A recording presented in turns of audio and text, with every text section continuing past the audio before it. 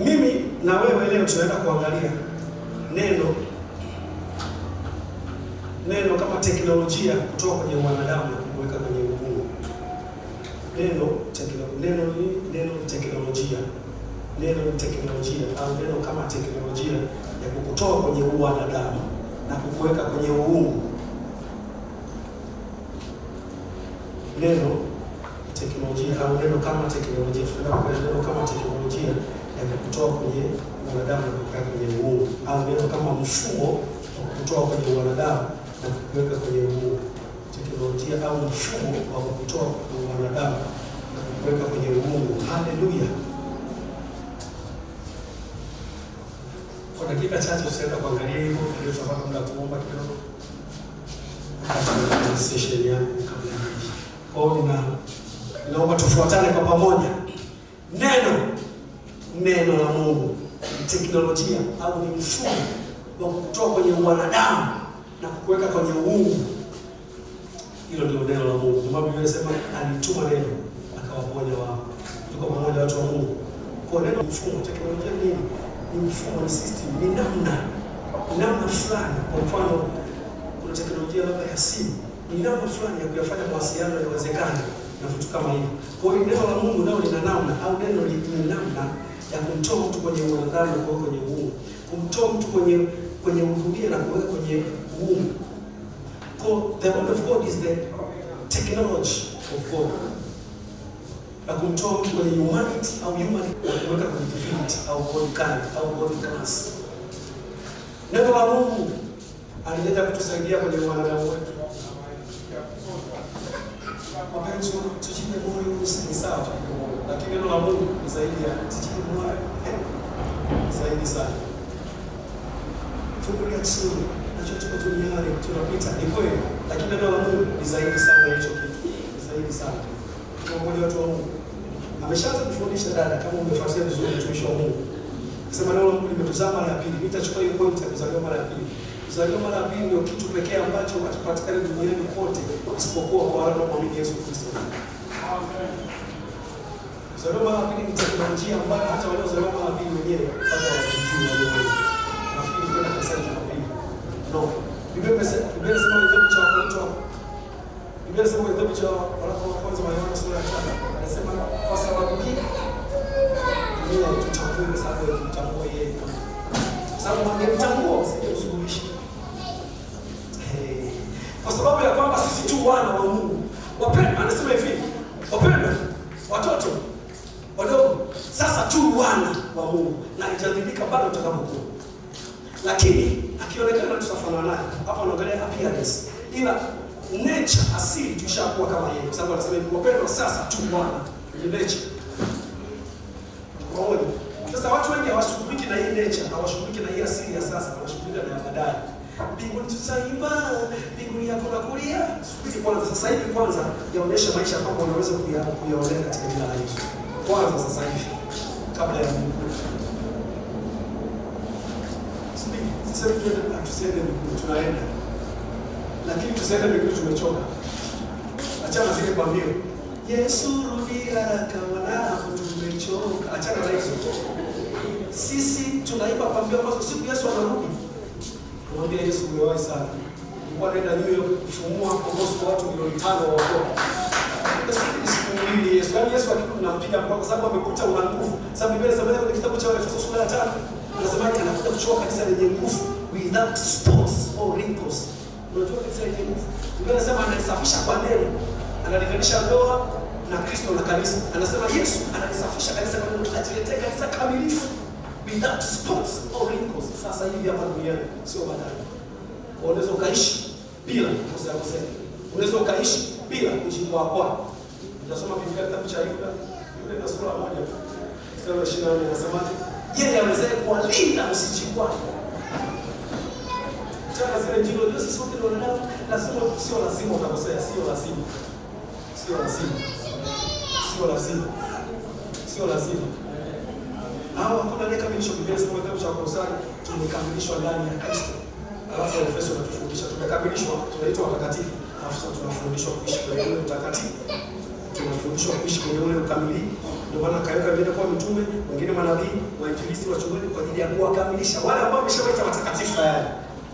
Umeelewa hiyo sawa? Sio kwamba ukikabishwa na ukombe mtakatifu, no, umeshakuwa separated kwanza, alafu unafundishwa kuishi sawa sawa na ile asili uliyopewa. Sema mimi nimeokoka. Mimi ni kiumbe kipya. Mimi ni kiumbe kipya. Dunia hauwezi. Magonjwa hauwezi. Masikini hauwezi. Kushindwa hauwezi. Kiza hauwezi. Katika jina la Yesu. Mimi ni nuru. Mbona maombi? Tuzoeshe kila siku tukiamka asubuhi, mchana, jioni, yaongee. Piga kutwa dozi mara kwa na kwa wiki hizi. Ndio tunashukuru. Brother, Kristo ni practical. Yani ni very practical yani. Sio waaminifu kupiga dozi ya hospitali. Piga na hizo sasa. Fumua kwa miezi 6 uwe consistent. Sababu nguvu ya Mungu imefungwa kwenye kurudia kitu kile kile hata kama kinakuboa. Ndio maana akasema ile kitabu cha Yakobo sura ya 5 sura ya 16. Maombi ya mwenye yafasa na kiomba kwa bidii. Kiingereza kinasema hivi, the fervent continued prayer of a righteous man makes power. Yani maombi yanayotoka moyoni, heartfelt, fervent, maombi ya muendelezo, continued. Maombi yanayotoka moyoni yanayogusa moyo ya muendelezo yanasababisha nguvu ya Mungu kuwepo. Ndio maana hiyo ndiko. Unaweza kupiga siku 70 sio 40 zile za TV ukizimaliza sio kusikiza nini? Ukisema sasa tunakula mwaka mzima. Kila shida kama nimeiweka chini. Subiri, nimeiweka chini sio uongo. Ni kweli sababu Yesu alishatangulia kuiweka. Hiyo ni fact. Lakini ile practical. Mungu anakuambia unapata siku ngapi omba. Usiishie maombi ya siku ngapi. Jiwekee utaratibu nyumbani kwako unapoenda kazini, unaposafiri unaomba mbele za Bwana. Biblia inasema hiyo ndio inasababisha nguvu ya Mungu. Kwa hata kinywa. Unajua kwa nini Simba ana mdomo lakini haongei? Ushakutafakari? Nyau ana mdomo lakini haongei. Swala ana mdomo lakini haongei. Wanyama wote na ndege wanaofahamu wana midomo lakini haongei. Kwa nini ushajifikiria? Sababu wale kufunga kinywa na kutawala. Mwanadamu peke yake ana kinywa na ana uwezo wa kuongea. Maana yake alipewa uwezo wa kutawala. Kinywa chako kikifungwa na shetani au maisha au kitu, utaonewa sana. Sana. Na usiombe kwa mwalimu wa kwaya. Utawatumisha watu nyimbo mbaya sana. Jamani tumiani hapa, tumiani nini? Yaani umwelezee Yesu na uweza wake. Okay, elezea kadunia hapa dakika. Mfano yuko na dakika 5. Kaelezea kadunia kwa dakika hii. Uambie watu tatizo. Alafu uambie majibu. Dakika 4 zote simulia majibu. Kwamba Yesu ni 1 2 3 4 5 6. Sio unasimulia dunia dakika 4, alafu zile sekunde 30 za mwisho ulipokwisha ndio unakuja sasa tumwamini Yesu anaweza yote.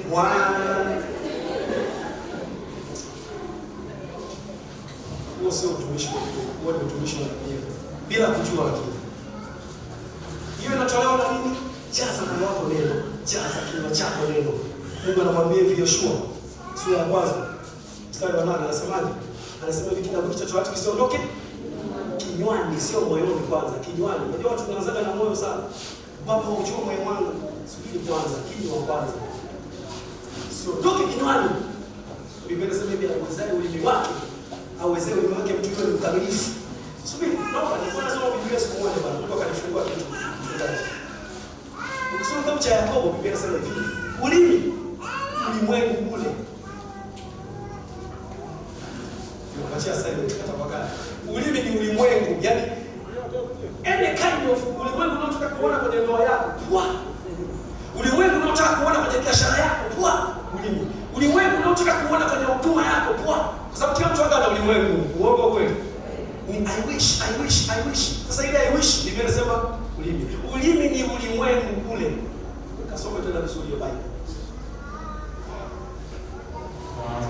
Tongue is the word. Na Biblia inasema hivi, kwa imani. Waebrania 1:3 sijaanza kuhubiri bado naenda msingi.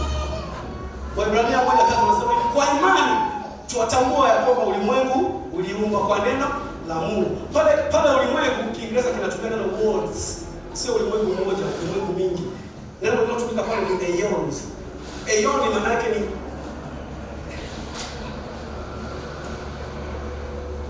nyakati fulani. Kwa mfano, kulikuwa kuna nyakati za Nyerere. Ulimwengu wake. Kuna ulimwengu labda wa mpira. Si kuna ulimwengu wa nini? Sasa tumeelewa kidogo kwa mfano. Kuna ulimwengu. Sasa Biblia inasema ni kwa neno la Mungu tutatambua ulimwengu, hizo ulimwengu mingi ziliumbwa kwa neno.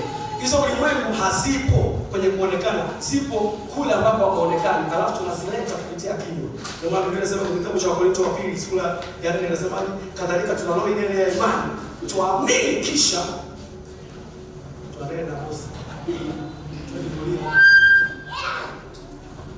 Ukiamini hauendi kulia. Biblia inasema ukiamini unafanyaje? Maana ukitoa kile cha juu ulichokiona kwa imani, ulichokiona kwenye maombi, ulichokiona kwa mtoto wako wakati una mimba mtoto wako, ukaona Mungu huyo mtoto wako ni mtu mkuu na nini, kukitoa kile kuleta chini. Biblia inasema kinatolewa kwa kinywa. Nianze somo langu leo. Twende. Kwa dakika introduction. Neno ni teknolojia kutoka kwenye wanadamu na kutoweka kwenye Mungu. Mpaka nimefika huko nilikuwa naelezea nini? Nilikuwa naelezea kwamba neno halikuja kutufariji kwenye wanadamu wetu. Tulia tu na mambo yako, tulia tu na udhaifu wako. No, neno la Mungu lilikuja kututoa kwenye uharibifu. Kama nadanganya, fungua kitabu alichokisoma nabii wa Mungu. Waraka wa kwanza wa Petro sura ya kwanza mstari wa 23.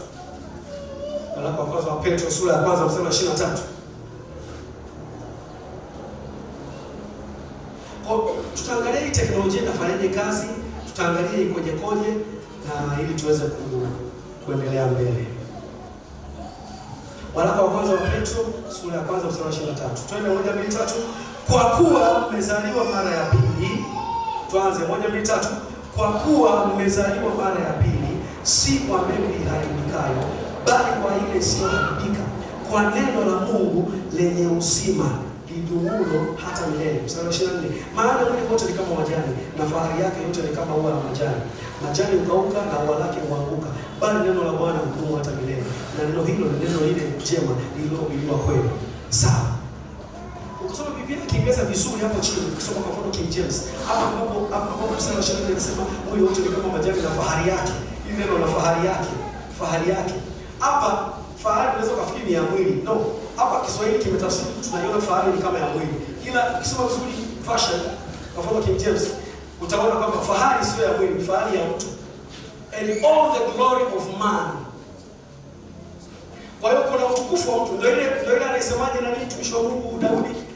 Anasemaje ni Daudi nani nafikiri Zaburi? Anasemaje mtu ni nani hata mkumbuke? Umemfanya mdogo punde kuliko malaika. Ukampa utukufu. Huo utukufu ndio ile Paulo anakuja kuingia kwenye kitabu cha Warumi. Tuendelee sasa tunatiririka, sitakupa point mimi. Sio kutoa point sana. Kwa sasa point namba 1 ndio naenda hivyo. Sawa. Warumi sura ya 3, mstari wa 20 anasemaje? Kwa maana wote wametenda dhambi na kupungukiwa na utukufu.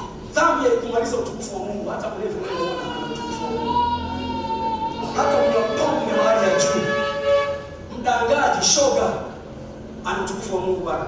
Kwenye ile Adamic race ya kwanza.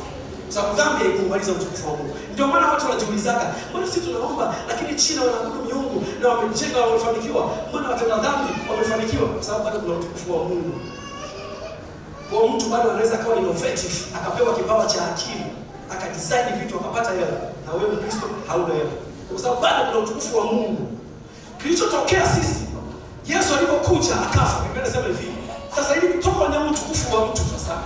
Utukufu maana yake ni fahari. Hilo neno fahari linatafsiriwa hapo chini ni utukufu. Unaelewa pendo? Sasa amesema na fahari yake yote ni kama maua. Maana yake huo utukufu wa mtu, uwezo wote wa kiakili, uwezo wote wa kufikiri mambo, uwezo wote wa kubuni, uwezo wote wa nini, uko subjected to change. Unaweza ukafika mwisho. Anasema hivi una mwisho. Una mwisho. Lakini wale ambao wamekuwa wale ambao wamekufa wakaumbwa upya, wamekuja kwenye fashion kubwa zaidi ya utukufu. Ndio wao wanasema wamezaliwa kwa mbegu isiyo immortal seed. Sema mimi nimezaliwa kwa mbegu isiyoharibika. Kuharibika hakuna ndani yangu. Nakataa kuharibika kwenye nafsi yangu. Nakataa kuharibika kwenye mambo yangu. Nakataa watoto wangu kuharibika. Nakataa familia yangu kuharibika. Nakataa nakataa mwili wangu kuharibika katika jina la Yesu Kristo. Kuna maana kubwa ninapomwambia semeni ya Mungu, kuna kitu kikubwa kimejengeka na mtenda nacho hata imani. Angalia vizuri ile. Tuanzie mstari wa hapa juu kidogo. Hiyo Petro wa kwanza 1. Tuanzie tu mstari wa 20.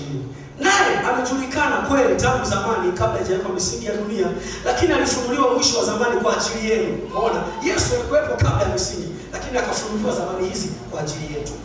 Biblia inasema mstari wa 21, ambayo kwa yeye mmekuwa wenye kumwamini Mungu aliyemfufua katika wafu, akampa utukufu. Unaona? Akampa utukufu hata imani yenu na tumaini lenu liwe kwa Mungu, mkiisha kujitakasa roho zenu kwa kuitii kweli. Kweli ndio hiyo neno. Uongo kweli. Hata kufikia upendano wa ndugu usio na unafiki. Basi jitahidini kupendana kwa moyo. Mtu ambaye aliokoka hawezi kupenda upendo wa namna hiyo unavyoongea. Anasema sasa, kwa sababu gani tupendane kwa upendo huu usio na unafiki?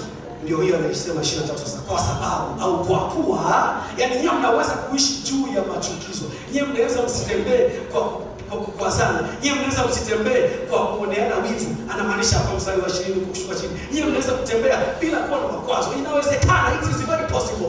Kwa sababu hii hapa, acha. Kwa kuwa mmezaliwa mara ya pili, si kwa mbegu iharibikayo, bali kwa ile isiyoharibika, kwa neno la Mungu lenye uzima, lidumulo hata milele. Amen. Ndio hapa anakuja kuonesha sasa utukufu aliopewa Yesu, anakuja kutuonesha sisi tukuja kupewa kupitia hii mbegu isiyoharibika, sperm, immortal sperm. Tumetokana na mbegu isiyoharibika, haiwezi kuharibiwa na magonjwa, haiwezi kuharibiwa na giza, haiwezi kuharibiwa na dhambi, haiwezi kuharibiwa na uharibifu wa dunia hii, haiwezi kuharibiwa na hofu wala mashaka. Ndio maana utaona kadri unavyokuwa katika mbegu hii ambayo ni neno la Mungu. Kuna vitu zamani vilikuwa vinakuonea waliokuwa Mkristo, sasa hivi vinakuonea. Sio kwamba wao vinaonea watu, vinaonea wale ambao hawajawa activated na ile kweli, hawajawa conscious na ile kweli ya neno la Mungu. Neno la Mungu lilikutoa kwenye mtu likakuweka kwenye Mungu. Wakorintho wa 2 sura ya 5 mstari wa 17. Twende. Wakorintho wa 2 sura ya 5:17. Kwa hiyo mstari hivyo. Twende hapo. Tusome. Kama unapata mambo unaweza kusoma. Sababu unajua watu wengine. Kwa Biblia tulikuwa tunachukua tunachukua ya kuishi. Tunasoma hapo kwa kuishi. Wakorintho wa 2 sura ya 5 mstari wa 17. Haleluya. Biblia inasema hivi. Kwanza tuanze mstari wa 16. Unajua 16 wengi wao kama tunaoverlook, lakini ni mstari mkubwa sana. Hata imekuwa sisi tangu sasa hatumjui mtu awaye yote kwa jinsi ya mwili. Tangu leo sikujui mama kwa jinsi ya kichaka. Nikosa sana nikutafsiri kichaka. Nikosa sana. Narudia tena. Nikosa sana nikutafsiri Kisukuma. Nikosa sana. Nikosa sana nikutafsiri Kiha. Nikosa sana. Ukishakuwa ndani ya Kristo kuwa umekufa. Sukuma na Mwanamwezi umekufa. Pamoja na uzuri wa makabila yetu yote, makabila yetu ya limitation yote. Utajitahidi, tunasema kama kweli kabila yetu na asili tu ya uongo, utajikuta wewe. Mpaka wengine wanasema, "Unajua hizi dhambi, tunaona Yesu akasema, tunataka sakasa, dhambi haziondoki, haziondoki." Bosi zinaondoka katika jina la Yesu. Habari njema ni kwamba zinaondolewa miaka 2000 iliyopita. Ni wewe tu kujua kwamba zinaondokaje katika jina la Yesu. Sasa anasema hivi, tangu sasa hatumjui mtu awe yote kwa jinsi ya mwili. Ingawa sisi tumemtambua Kristo kwa jinsi ya mwili. Umeona? Lakini sasa hatumtambui hivi tena. Subiri wapende. Gospel, what is the gospel? Injili ni nini? Injili ni hesabu, ni mathematics. Yesu alikuja akatambuliwa kwa jinsi ya mwili. Nitakusomea. Warumi 1 naongea. Warumi sura ya 1 inasema Yesu aliyedhihirika kwa jinsi ya mwili, kwa jinsi ya Daudi. Kwa Yesu alikuja na teknolojia hizi mbili. Yesu alikuja na teknolojia ya kwanza ya kufanyika mtu.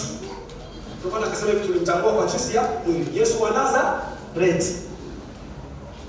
Yesu akabeba dhambi, akafanyika dhambi. Kusoma Wakorintho wa 2 sura ya 5 hapa, mstari wa ngapi? 21. Yeye asiyejua dhambi alimfanya kuwa dhambi. Unajua Yesu hakubeba dhambi. Yesu alifanyika dhambi. Yaani Yesu alifanyika ushoga. Yesu alifanyika uzinzi. Sio Yesu alikuwa mzinzi hapa. Tunajua uzinzi na uzinzi ni vitu tofauti. Kwa sababu uzinzi ni ile power. Ndio maana kuna fight kwenye ndoa kwa vitu fulani. Sababu kuna power. Sasa Yesu alifanyika ile power. Ndio maana amesema mtumishi wa Mungu. Kwenye Waebrania 2:14 akasemaje? Kupitia mauti alienda kumharibu yeye aliyekuwa na nguvu ya mauti. Maana Yesu kupitia kufanyika uzinzi akaenda kujaribu ile nguvu ambayo inaitwa uzinzi. Amen. Kwa Efeso sura ya 4 kwa sababu mstari wa 8 anasema yeye aliyeshuka chini sana na aliyepaa juu sana akateka mateka. Andika mstari. He led captivity captive. Kakiongeza kuna kitu kanaongezana. Yaani ni hivi. Yesu alienda kuicapture. Captivity ni ile teknolojia ile kwenda wakapcha watu. Teknolojia inayofunga watu. Yesu Biblia inasema hivi, alishuka chini akaenda kuikamata ile teknolojia inayofunga watu. Ile teknolojia inayosababisha watu wakosee, wafanyeje. Biblia inasema Yesu akaenda kaiteka nyara ile. Unaelewa? Kuna shetani na kuna ile nguvu. Nielewe ni vitu viwili tofauti. Nielewe vizuri. Na wafundisha tumetolewa wapi na hili neno? Tumezaliwa kwa mbegu isiyoharibika. Sasa nakuonyesha namna gani. Ili atokeo na hili andiko. Unaanza kushangaa mtu ananena. Mtu anapokea uzima. Kwa sababu kinachokuwa ni watu ni revelation, sio andiko kwa sababu ni ufunuo unao juu ya hicho kitu. Tuko pamoja. Yesu akaenda akaikamata ile nguvu akaifunja. Ndio maana anasema kwenye kitabu cha Wakolosai sura ya 2:14 na 15. Wakolosai sura ya 2:14 kushuka chini anasema akanigongolea msalabani, akanishinda enzi na mamlaka. Maana yake ile nguvu ndio kwenda kufunga watu akaenda kaichukua. Amen. Sasa ndio maana hapa anasema hivi. Nimetaja kwa mistari yote ili kusupport tu mstari. Umeelewa? Anasema hivi, hata imekuwa sisi tangu sasa hatumjui mtu yote kwa jinsi ya mwili. Ingawa sisi tumemtambua Kristo kwa jinsi ya mwili, Yesu wa Nazareth. Sababu Yesu wa Nazareth alikufa kama dhambi. Yesu hakufa kama mtakatifu. Yesu hakufa kama handsome boy. Ninawashukuru sana waliotengeneza ile movie ya Yesu. Mungu awabariki, tuwapigie makofi. Ile movie imesababisha watu wengi waokoke wajue. Lakini Yesu hakufa kihandsome namna hiyo. Biblia inasema kitabu cha Isaya 53. Alikuwa hatamaniki, ndio mtu pekee hapa duniani ambaye hakutamanika. Yesu anasema kuna sura mbaya, sasa Yesu ni zaidi. Wapendwa, kuna watu hapa mnapopaka kuangalia mgonjwa wa kansa, hapa kansa la jicho, ya pua, ya titi, uongo kweli. Sasa chukua kansa, Yesu alifanyika kansa. Chukua malaria, degedege. Kusanya yote wapendwa. Nini tena kingine mnakikubali? Kisukari. Yesu alifanya, sio Yesu alifanya kisukari, no. Yesu alifanyika kisukari. Ndio maana gospel ikihubiriwa vizuri kuna vitu kapikataa maishani. Moja kitu la kikataa ni kuugua basi. Amen. Watu wanataka mwili. Kuna kitu kilifanywa kwenye kufufuka kwa Yesu. Kuna kitu kilifanywa. Watu wengi wajui. Sasa ninasema hivi. Ingawa sisi tumemtambua Kristo kwa jinsi ya mwili, lakini sasa hatumtambui hivi tena. Afu tunakuja 17 sasa. Muone sasa utamu hiyo andiko. 17 sana utaielewa vizuri. Hata imekuwa mtu akiwa ndani ya Kristo amekuwa nini wapendwa? Kiumbe kipya. Ya kale yamepita, tazama yamekuwa. Haya tusome hiyo sana. Hata imekuwa nani? Wapendwa, hata kama una Biblia itikia tu. Sasa una Biblia au uisikilizi ufanye hata kuitikia wapendwa. Tupeane support. Hata imekuwa nani? Akiwa wapi? Ndani ya Kristo. Akiwa wapi?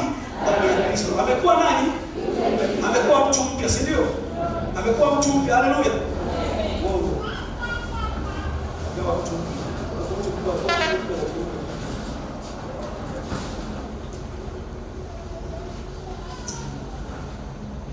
Natamani sana hii injili wakati naitamani nifundishe kwa vijana na watoto. Sababu mtoto akikuwa na hiki kitu, mtoto wangu wa kwanza na miaka 6. Basi baba yake alikuwa anajisikia vibaya. Akamwambia acha kuumwa na wewe ni kiumbe kipya. Sana. Yaani kama miaka 6 anaanza kuwa na uelewa kwamba kiumbe kipya kuna maisha yanakiwa kisiishi. Amen. Ndio akifika miaka 7 10 sio anaanza kufufua. Kufufua ni rahisi. Kufufuka wewe. Sio yako kukemea pepo. Utakemea pepo fufueni wafu. Amen. Wengine yote tunayafanya kujifanya msali atumboni. Bosi msali utafanya kazi sana kwenye hii wakati kama Yesu atarudi kwa jina la Yesu. Kama uamini basi mimi naamini na utaniona sana kiinua. Na mimi Mungu amenipa neema nikifundisha kitu ni neema tu, si kama ni msingi. Na sio kama ni nini, wote tuko hivyo. Sababu Kristo ndio hivyo. Ukifundisha kitu unakidemonstrate. Hapa simwafundisha kwa mikono. Na nikasemaje? Roho Mtakatifu na nikasema tupige kelele. Amejidhihirisha. Maana ni kwamba nafundisha kama hivi darasa la masaa mawili au matatu au kozi ya wiki. Nakufundisha jinsi ya kufufua. Hapo tunaenda kuchukua maiti moja au mbili au tunaileta hapa mbele fua. Tunaanza kufanya practice. Hapo utaangaika kwenda mtaani kwa jamani, kama mtaki kwa kuna moto watakuja wenyewe. Yaani kuna kujiza ikipigwa bosi. Kamanda, tuna magoti tuingie neno, tule neno. Yesu Biblia inasema walifuata makutano. Chukua Biblia yako usome. Biblia mstari vitu vya muhimu kama hivi. Biblia inasema mtu mzima wakamfuata Yesu. Neno mtu mzima. Sisi tunaweka mabango kona zote na watu wanaishia ni shilingi.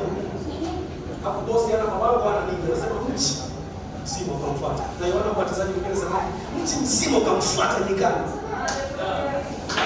Mungu anakufungia wapi kijijini uko nenda usiogope. Hamna watu bosi. Ukiwa na fire mtu mzima unakuja. Ni kwa sababu gani? Neno limetuzaa maana limetutoa kwenye viwango vya watu, likatoka kwenye viwango vya Mungu. Tumetolewa kwenye God, tumetolewa kwenye human class. Tukawekwa kwenye God class. Ndio tamu sana andika bosi kama unaandika. Tumetolewa kwenye human kind, tukawekwa kwenye God kind. Tumetolewa kwenye human class, tukawekwa kwenye God class. Sipanda mabasi, kuna mabasi VIP, VIP, si ndio? Kuna mabasi yana choo, kuna mabasi mnakaa kama mnarudi nyuma, kama mnaenda kama mweni. Kuna basi ukikaa unapewa na juice, si ndio? Maana ni maklasi tofauti.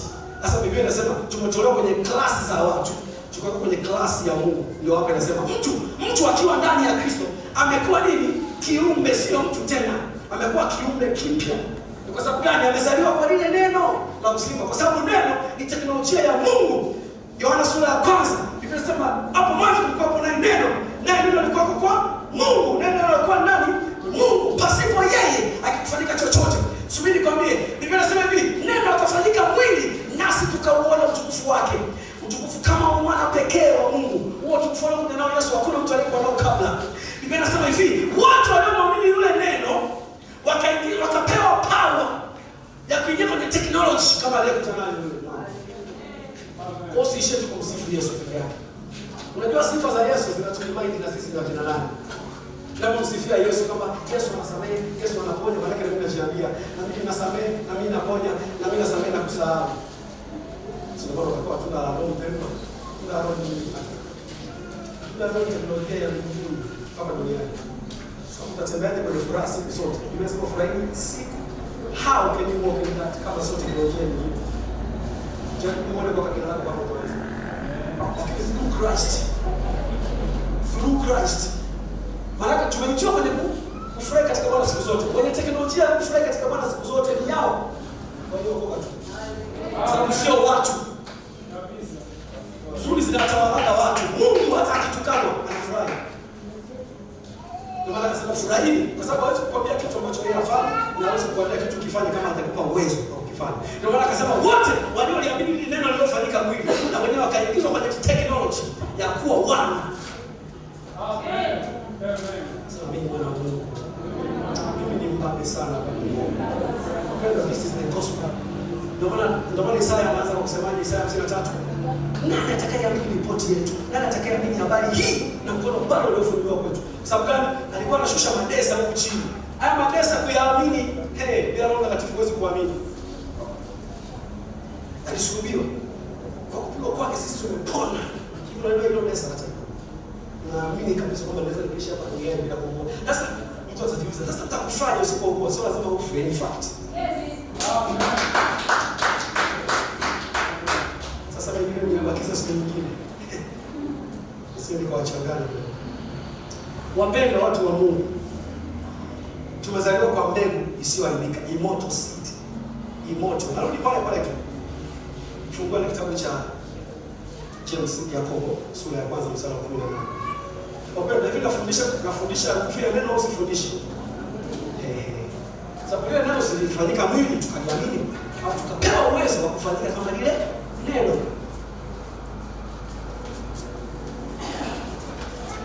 Yakobo sura ya 1 mstari wa 10 na ngapi wapendwa? 18. Sasa tuanzie na mstari wa 16. Ndugu zangu wapenzi, msidanganyike. Kila kutoa kuliko kwema na kila kitolewacho kilicho kamili kutoka juu hushuka kwa Baba wa mianga. Kwake hakuna kubadilika wala kivuli cha kugeuka. Kwa kupenda kwake mwenyewe alituzaa sisi kwa neno la kweli, tuwe kama lumbuko la viungo vyake. Ukisoma Kiingereza kinaeleza vizuri. Kila kutoa kuliko kwema na kila kitolewacho kilicho kamili. Anasema every good and perfect gift. Hilo ni mstari wa 17. Kila kutoa kuliko kwema ndio good. Alafu kila kitolewacho kilicho kamili, perfect. Yaani kilicho kamili maana hakina mapungufu. Tuko pamoja. Kwa hiyo zawadi Mungu anazozitoa ni nzuri kwanza, alafu cha pili hazina mapungufu, zimekamilika. Sasa anakuonesha zawadi ya namna gani aliitoa na akakusababisha wewe mtu wa namna gani. Ndio unakuja mstari wa 18 sasa. Sorry, wa 17. 18 anasema hivi, kwa kupenda kwake mwenyewe alituzaa sisi kwa neno la kweli. Kwa sababu neno ndio ile zawadi iliyotoka kwa Mungu. Good and perfect gift. Ile zawadi iliyotoka kwa Mungu ni neno la Mungu, kwa ikashuka. Tukaiamini. Kwa ulivyoiamini na ukafanyika mwema, good, na ukafanyika mkamilifu, perfect. Ndio maana Biblia inasema tumekamilishwa ndani ya Kristo, we are perfected in Christ. Usiogope kusema mimi nimekamilika ndani ya Kristo. Usiogope kusema mimi mtakatifu. Ukifuatilia sana Wakristo wengi wanaishi na sin consciousness, wanaishi na kujiona wenye dhambi sana, yaani wengi hawajioni kama ni wenye haki, wengi sana. Sasa Biblia inasema hivi, alituzaa sisi kwa neno la kweli, tuwe kama. Sasa hii neno kama, Kiswahili kilikosa lugha nzuri. Soma vizuri Kiingereza, anasema tuwe a kind. Tuwe kama lumbuko la viumbe vyake, a kind of his first fruits. A kind. Kwa mfano, ili uwe ni wagani linaitwa tuwashumba, si ni uwarozi mfano lakini sawa. Hili ni uwarozi sawa, mfano sawa. Alafu haya ni maji. Kati ya hilo huwa na maji kuna ukaribiano wote. Hilo huwa ni a kind, yani liko katika mfumo fulani. Liko ni kama, yani liko katika ile kama nyingine, yani lina mfumo, lina asili fulani. Asili ya huwa na asili ya chupa ni asili tofauti. Sasa Biblia inasema hivi, kwa neno lake alituzaa sisi tuwe kama, tuwe a kind. Akatuamisha kutoka kwenye human kind. Mtu akiwa ndani ya Kristo amehamishwa kwenye kind, akawekwa kuwa kwenye body class, akawa kiume kipya. Kama umeelewa, pigia Yesu makofi. Sasa hiyo teknolojia inawezeshwa na neno la Mungu. Neno la Mungu pekee yake ndio linawezesha hiyo teknolojia. Na ili uweze kuishi kwenye huo uhalisia wa kiumbe kipya, unahitaji bado ukae kwenye nini tena? Kwenye neno. Sababu neno si limekuzaa, kilichokuzaa ndio kina uwezo wa kukutunza. Turudie tena 1 2 3. Kilichokuzaa ndio kina uwezo au mamlaka ya kukutunza. Mbali na hapo hakuna hicho kitu. Petro wa kwanza, waraka wa kwanza wa Petro. Tuangalie hiyo point tunayosema kilichokuzaa ndio kina mamlaka ya kukutunza. Turudi hapo kwa waraka wa pili, waraka wa kwanza wa Petro, sorry. Waraka wa kwanza pale tulipokuwa. Sema tutaenda sura ya pili sasa. Sasa turudi pale mstari wa 23. Waraka wa kwanza wa Petro sura ya kwanza mstari wa 23. Kwa kuwa mmezaliwa mara ya pili, si kwa mbegu iharibikayo, bali kwa ile isiyoharibika, kwa neno la Mungu lenye uzima lidumulo hata milele. Maana mwili wote ni kama majani na fahari yake yote ni kama ua la majani.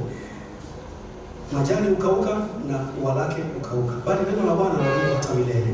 Na neno hilo ni neno lile jema lililohubiriwa kwenu. Yaani kutokauka huko hapa duniani upendo. Don't mistake the Bible. Yaani watu wengi wamepeleka vitu vingi. Watu wengi wamepeleka urithi mwingi wa Kristo kwenye ulimwengu ujao. Lakini Yesu amevileta vingi vya ulimwengu ujao sasa hivi kwanza. Tuanze kuvienjoy. Ndio maana akasema neno lile lilohubiriwa kwenu. Sasa sura ya pili inakuja kuanza vizuri. Kwa sababu mliokolewa na lile neno ili mtembee katika kutokuharibika, kwa sababu kilichowazaa ni kile ambacho hakiharibiki. Umeelewa hiyo point? Kilichokuzaa si kile ambacho hakiharibiki. Ili utembee katika huo mfumo wa kutokuharibika, ndio anakuja sura ya pili.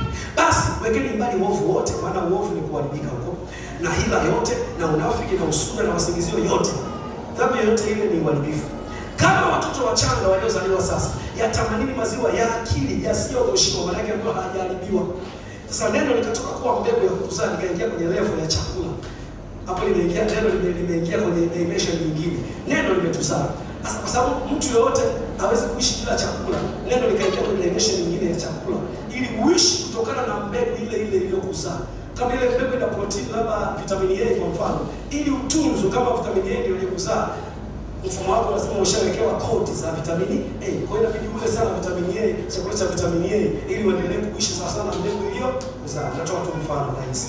Kwa hivyo sasa, na hapa ndio akasema hivi, maziwa ya akili yasiyogoshiwa, ili kwa hayo mpate kuukulia wokovu. Sasa wokovu ni nini? What is salvation? Wokovu ndio kuzaliwa mara ya pili, si ndio? Wokovu ni lugha tu ya kimwanadamu ya kuonyesha ya kwamba umetolewa mahali fulani ukaweka mahali fulani. Ya kwamba umetolewa kwenye human class, ukatolewa kwenye mtu, ukaingizwa kwenye klasi ya viumbe vipya. Huo ni wokovu. Wokovu sio kitu cha kufariji katika damu yako na katika changamoto ulionayo. No. Wokovu ni mfumo wa teleportation, umekutelepoti. Wokovu ni mfumo uliohamishiwa kwako. Umetolewa kwenye mfumo wa damu na nyama, ukatolewa kwenye mfumo wa makabila na mataifa, ukaweka kwenye mfumo wa Mungu. Sasa Biblia inasema hivi, ili uendelee katika huo mfumo wa Mungu, ili uendelee katika huo mfumo mpya, lazima uendelee kukaa katika hili chakula kinaitwa nini? Neno la Mungu. Sasa hapa alitumia neno watoto wachanga kwa sababu ya maana mbili. Maana ya kwanza alikuwa anaongea na watoto wachanga kwa sababu watoto kinachowakuza ni maziwa, si ndio? Maana ya pili alikuwa anataka aonyeshe Wakristo kinachokukuza ni chakula, lakini sio tu chakula, ni tamaa yako kwa chakula. Kwa hiyo alihusianisha watoto, sababu watoto wanakuwa sana. Ukimwacha mtoto wiki hii, baada ya wiki mbili unaweza kumsahau, si ndio? Kama labda umetoka ukaachana na yule mzazi sio rahisi. Kama mtu akaja kukusalimia baada ya wiki ngapi, anaweza kushangaa huyu ndio mtoto wako, sio mshakutana na hizo kesi. Kwa sababu gani? Amekuwa kutokana nini? Maziwa. Kwa hiyo maziwa yalimfanya aukulie ule mtu walioungwa nao sasa hivi. Umeelewa vizuri? Narudia sio narudia. Haleluya. Haleluya. Tuko pamoja jamani. Tuchukue tu mfano wa mwanadamu hapa. Mtoto ni mtu kamili, sio mtu kamili. Mtu kamili kabisa, ana akili kama wewe, kila kitu amini, sio ana bongo kama wewe, anaelewa na vitu vingine kabisa. Lakini changamoto ya mtoto ni kwamba hajafanya nini? Hajakuwa. Yaani akili yake bado na uwezo wake wa muscles hizi na zile practice na kufanya mazoezi, kwa hajakuwa tu. Kwa hiyo watu wanakuwa kwenye ile asili. Kwa wewe sio mtu sana kuliko mtoto alizaliwa leo. Unaweza kutofundisha na yule mwenye uwezo wa akili na mwili wako ulipopata chakula na ukakua. Ila wote je, una asili moja mtu kwa mfano. Kwa hapo tunachokielezea utumishi. Kwa sasa kwa sababu umezaliwa kwa mbegu isiyoharibika, ili utoke kwenye level ya kusema mimi ni Mkristo. Mama, miaka yetu 82 tulikuwa tukishuka kwa sababu sasa 82 sasa tunaona. Sasa ili 82 izae vitu vikubwa mpaka leo. Nasema ukae katika neno lisilo goshiwa. Maana ukae katika neno ile ambapo kugoshi ni chakachua. Neno la Mungu ndio taarifa pekee ambayo haijachakachuliwa. Taarifa zingine zote zimechakachuliwa. Taambiwa okay, hiyo ni nzuri, lakini bosi, nataka taarifa ambayo itakachochakachuliwa kuhusu ndoa. Ndio kwenye neno zama. Kula neno baraka. Alafu uone kama ndio hapo tena. Kwa sababu kama umezaliwa kwa kitu kisichoharibika na ukaendelea kuishi kwa hicho, manake na wewe hauharibiki katika jina la Yesu. Nimesema ni kitabu cha Waraka wa kwanza wa Yohana sura ya 4. Kila kilichozaliwa na Mungu, kila kilichozaliwa na Mungu hushinda. Hiyo ni sheria, hiyo ni law. Tunaelewa sheria maana yake. Kwa mfano sasa hivi kuna sheria ya mvutano inaitwa the law of gravitation. Yaani hiyo sheria hata ufike kwa maombi labda Mungu yaboxika sana. Yaani ni kwamba ukirusha kitu juu lazima kirudi chini. Hata nikirusha hii itaenda, hiyo ni sheria. Sawa? Na sheria zingine zilizoko duniani. Amen. Kwa hiyo sheria nyingine ya ulimwengu wa roho ni kwamba kila kilichozaliwa na Mungu, sema kila kilichozaliwa na Mungu. Rudia tena, kila kilichozaliwa na Mungu. Ushinda ulimwengu. Hiyo sio promise. Haitaki kutoa kitu kwa Kristo. God promises. Subiri, kwenye Agano Jipya hakuna ahadi za Mungu. Sema kwenye Wakorintho wa pili, sura ya pili. Ahadi zote za Mungu ndani ya Yesu ni kweli na amina. Yesu alipofufuka hakuna ahadi. Sasa hivi tunaishi kwa kudownload kwa urefu wa kamba yako. Yaani, subiri, watu wa Agano la Kale walikuwa wanaziona ahadi kutokea mbali. Sababu ahadi ni nini? Ahadi ni Yesu kudhihirika katika mwili. Hizo ndio ahadi. Kuishi maisha mazuri, kuwa na afya njema, kuwa na nini? Havikuwezekana kwa ule uhalisia, kwa sababu bado mwanadamu alikuwa kwenye dhambi. Yesu alipokuja akafumua teknolojia ya dhambi, akaishinda dhambi na mauti. Tuko pamoja, akawaomba watu kuwa viumbe vipya. Ndio maana Yesu akawaambia wanafunzi wake, mnaheri nyinyi mnaoyaona haya, kwa sababu walitamani wale mitume wa zamani kuyaona wasiyaone. Kwa pamoja, kusoma kitabu cha Matendo ni Mathayo sura ya 13. Sasa tunasoma ngapi hapo? Ndio tutafuta nyumbani. Kila kitu kwa mimi kwa. Mbona? Kwa akisema hivi, walitamani kuyaona yale mnayoyaona lakini wasiyaone. Kwa sababu ukikuta Isaya anatabiri au Hosea au nani, sio kwamba alikuwa na comprehend, sio kwamba alikuwa amekielewa sana alichokuwa wamekiona au Ezekiel au nani. Walikuwa sio kwamba wamecomprehend, wamekielewa. Hata wao walikuwa wengine hawawezi kuvielezea. Sasa sisi ndio tunaishi kwenye ile promise ya kuwa alipromisiwa watu sisi, kwa sababu Yesu ameshakufa na kufufuka. Yaani sisi ndio tuna work out zile promise katika jina la Yesu. Kwa hiyo usitegemee tena ahadi. Kwa Mungu sasa hivi tunachofanya, unaangalia Yesu aliyoyafanya miaka 2000 iliyopita, alafu una download, unasema Bwana mimi napita naye kwa jina la Yesu. Kwanza leo nataka watoto wangu kuandika. Nitaamka kila siku saa 9 mpaka saa 12 nafumua juu ya watoto. Hakuna mtu wangu kwa hakuna. Sababu Biblia inasemaje? Kila kilicho, sio kila aliyezaliwa na Mungu, kila kilichozaliwa na biashara yako ya kuku inaleta mchezo. Ikalie ifalie juga. Biashara yako ilizaliwa na Mungu, kuzaliwa na Mungu. Ulikuwa unatoa kipumi siku moja ukashangaa umepata idea fulani ya biashara ya mikoba kutoka Dar es Salaam na China. Baadaye ikaanza kupigwa na shetani, unarudi pale. Kila kilicho, sio kila aliye. Kila kilicho ndio yako kuzaliwa na Mungu, kuzaliwa na Mungu. Kila kilicho ndio yako ni divine. Kwa kila kilicho kuzaliwa na Mungu kimetoka kwenye human class, kikaingizwa kwenye God class. Kwa nini kimeshinda ulimwengu? Kwa sababu ulimwengu unaonea wanadamu. Yeyote ambaye sio wanadamu ulimwengu hauwezi kumuonea. Wewe sio mwanadamu, wewe ni kiumbe kingine. Hicho kiumbe kipe kina majina kama manne. Jina la kwanza, mwana wa Mungu. Jina la pili, Mungu. Jina la kwanza hicho kiumbe, mwana wa Mungu. Jina la pili, Mungu. Jina la tatu ndio kiumbe kipya. Utasoma, sina muda wa kuyafundisha yote. Ndio maana Yesu alitaka kumpiga mawe na kusema yeye na Baba ni kitu kimoja. Ndio maana anasema wewe unapomwamini Yesu, leo unapewa uwezo wa kufanyika mwana. Kwa neno mwana wa Mungu ni kwa Mungu. Sisi kuzaliwa tu kama sisi tunazaliwa hapa. Baba yetu hospitali. No, mwana wa Mungu maana yake wewe ni Mungu. Ndio maana yake. Waisraeli walijua hii siri, wakataka kumpiga Yesu mawe marais kwa kusema mimi ni mwana wa Mungu. Kwa kusema hivyo. Sababu walikuwa wanajua nguvu ya neno mwana. Mwana wa Mungu maana yake ni Mungu aliyevaa mwili.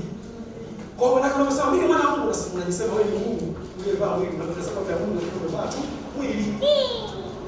Amen. Kwa kiumbe kipi? Au mwana wa Mungu au Mungu ya herufi ndogo. Sio nitakufanulia hapo. Inaongea katika kitabu cha Zaburi 82. Zaburi 82 kwanza mstari wa 5 na 6. Anasema hivi. Tutasoma.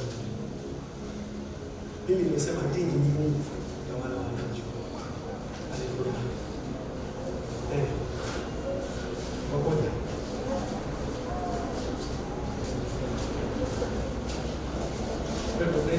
Ndio injili au nimechoka.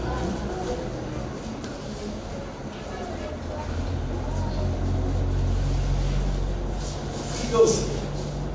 Kila usoga. Chipe dozi ya kimeshika kama kwa sababu ya mtu kwa test. So usukie kwa nasema hivi. Kitabu cha Waefeso sura ya kwanza. Ndio sura ya 18. Macho yanaenda tena mpaka kujua tumaini la watu wa Kristo na utaji. Mabadiliko. Ndio kuna maneno ambayo tunataka tunaofahamu. Lakini ukiamua kabisa mimi natafakari ile neno utaji na utabakizi, utaona kutoka kushuka.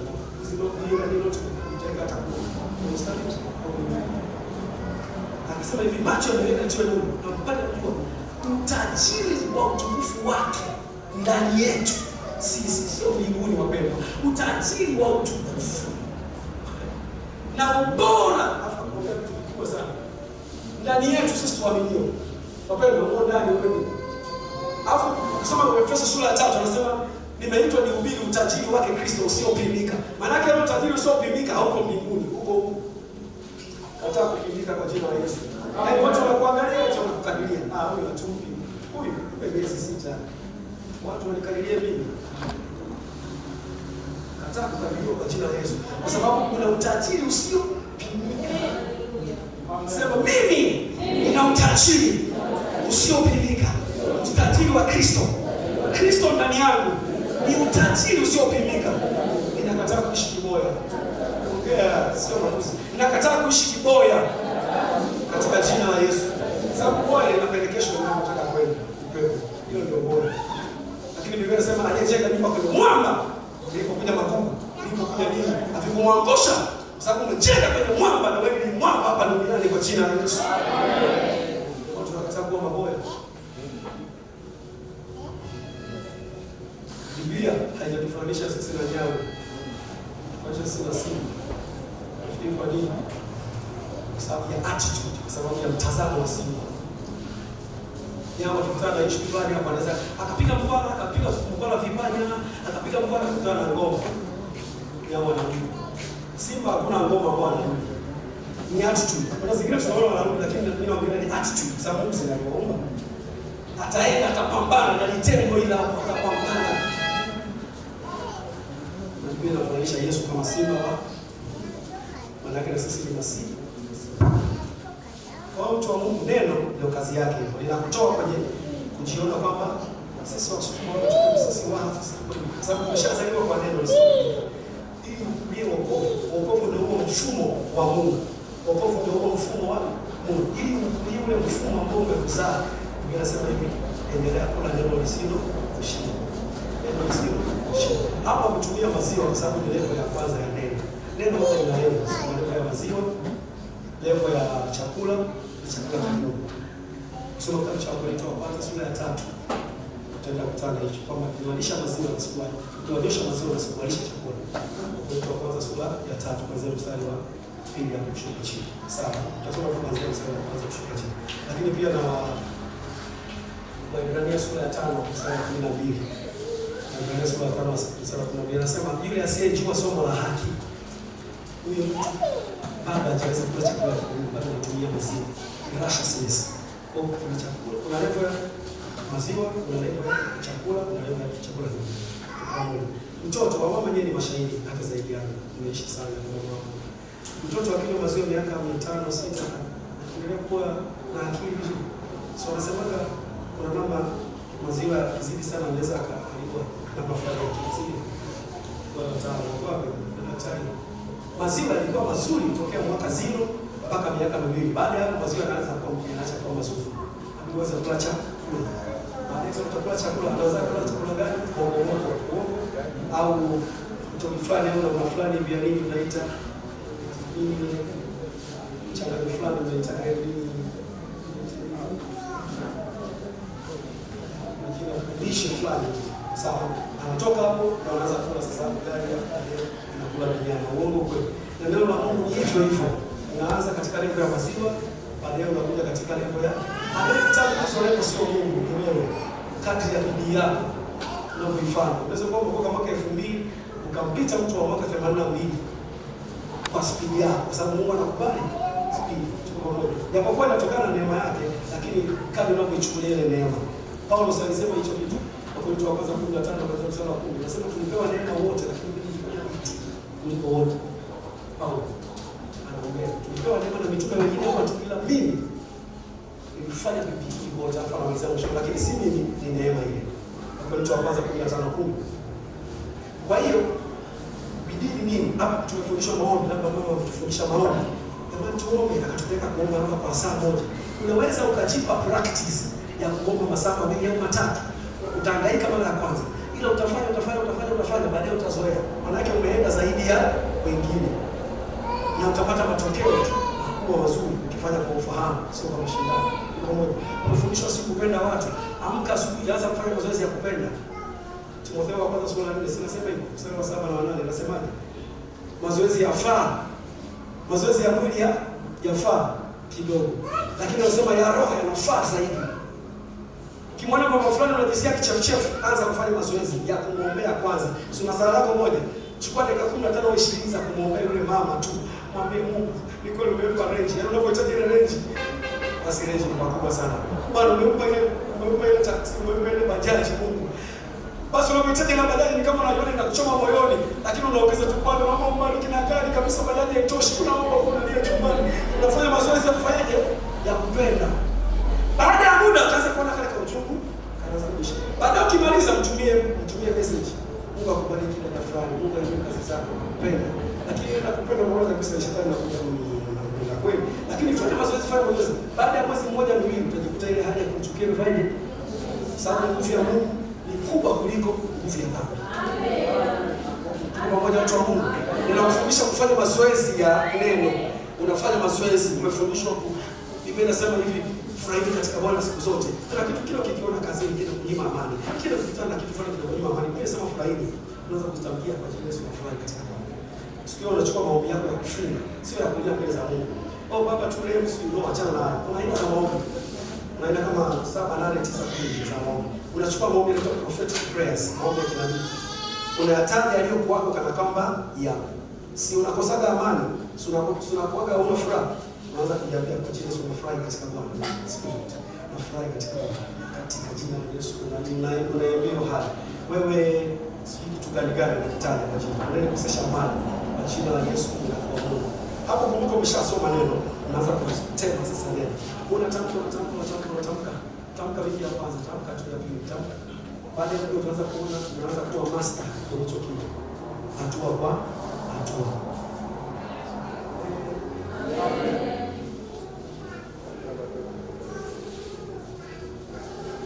Unajua mimi kwenye msingi tu. Sijaanza na baada ya kupata point.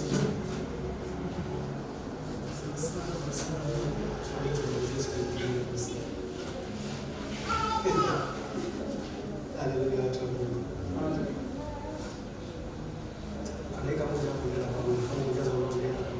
Kama unajeza roho, omba tu mwambie Bwana unifahamu. Kwa dakika moja ili kushika mwalimu wako ni Roho Mtakatifu tu. Biblia inasema yale mafuta yaliyo ndani yenu yanawafundisha. Niko sana mwalimu kushika. Mande ndio kama sakata. Mande brada bashite kesi. Ora kama sakata.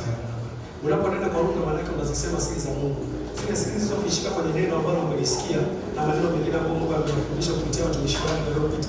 Zile siri unaanza kuona ghafla unapata ufahamu fulani. Ghafla kuna nuru fulani inaingia.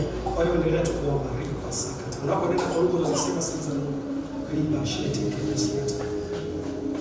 Mando la kuzura mande. Riba la sakata ya Baba. Rabu sakata ya Baba. Ribo jana masekete. Riba sakata ya Baba jana.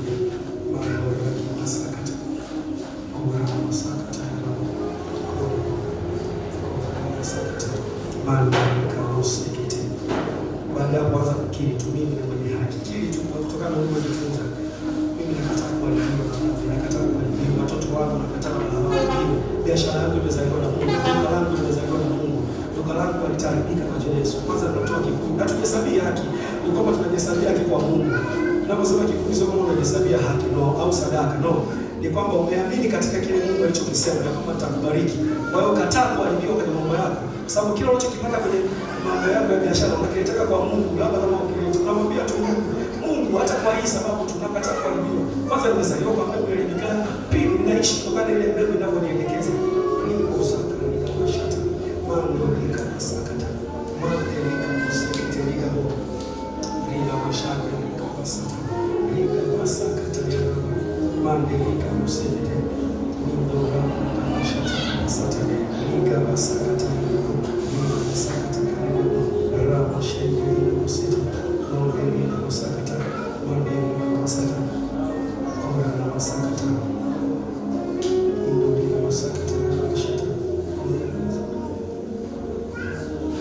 Amen.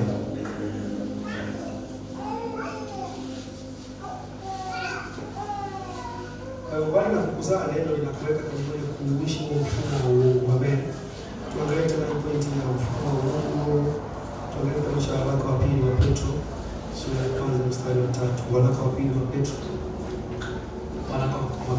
Petro sura ya kwanza mstari wa 3.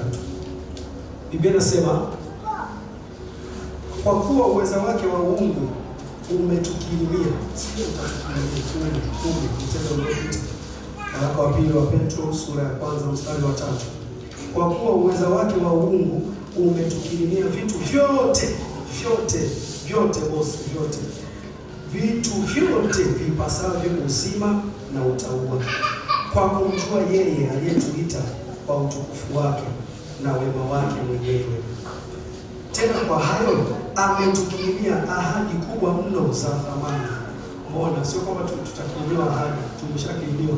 Tena kwa hayo ametukirimia ahadi kubwa mno za thamani, ili kwamba kwa hizo, angalia vizuri, ili kwamba kwa hizo ahadi, sema ehe, ili kwamba kwa hizo ahadi, sema ehe ndugu, ili kwamba kwa hizo ahadi mpate kuwa washirika wa tabia ya Mungu. Umeona? Hizo ahadi zote unazosemaga za Mungu, sio Mungu atuahidi nini? Biblia inasema kwanza tumeshakirimiwa ndani ya Kristo, sio tutakirimiwa baadaye. Kwa nini tumepewa hizo zote? Roho Mtakatifu nini? Kwa nini tumepata? Anasema tumepewa kupitia kumjua yeye. Hapo tunakuwa kwenye milele hiyo, pia kuokoka. Anasema ili kwamba mpate kuwa washirika wa tabia ya Mungu, mkiokolewa na uharibifu uliomo duniani kwa sababu ya tamaa. Kwa neno la Mungu unaposoma, nikakwambia wewe ni kiumbe kipya, wewe ni 1 2 3 4. Lengo lake ni kwamba ili umshiriki ule uungu. Jamani, wewe na paka unaweza kukaa na ushirika komini ya paka, sababu mko kwenye nature mbili tofauti. Wewe ongea yeye, kitu tunawaza kama hizo kuwaza tuko pamoja. Kwa neno la Mungu linatutoa kwenye wanadamu, linatutoa kwenye dhambi, linatutoa kwenye uchafu. Alafu linaanza kusafisha, linatutengeneza ili tuwe na fikra kama za Mungu, ili tuwe washirika. Tunakaa na mzee baba, tunapanga mipango yenye akili. Unasema hii kama ni ndogo sana, katika jina Yesu tutaiteka hii kama, tutaiteka hii kama. Bali hiyo ni mipango yenye akili. Tunapanga na Mungu pamoja tu. Kwa hiyo Biblia inasema hivi, tumekirimiwa hizo ahadi katika neno la Mungu ili tupate kuwa washirika, partakers of divine nature, washirika wa uungu. Mpendwa, Yesu watu wa kawaida katika jina la Yesu. Yeye ni viumbe vipya. Neno la Mungu limekutoa kwenye mfumo wa ushindi, likakuingiza kwenye mfumo wa ushindi.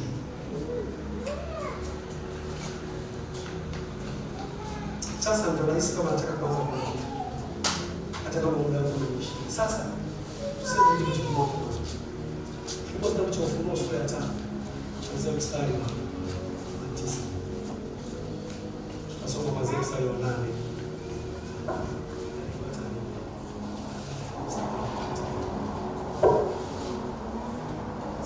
Mstari wa 8 kwenye Ufunuo, hata alipokitoa kile kitabu, hao wenye uhai wanne na wale wazee 24 wakaanguka mbele za mwana kondoo. Haleluya!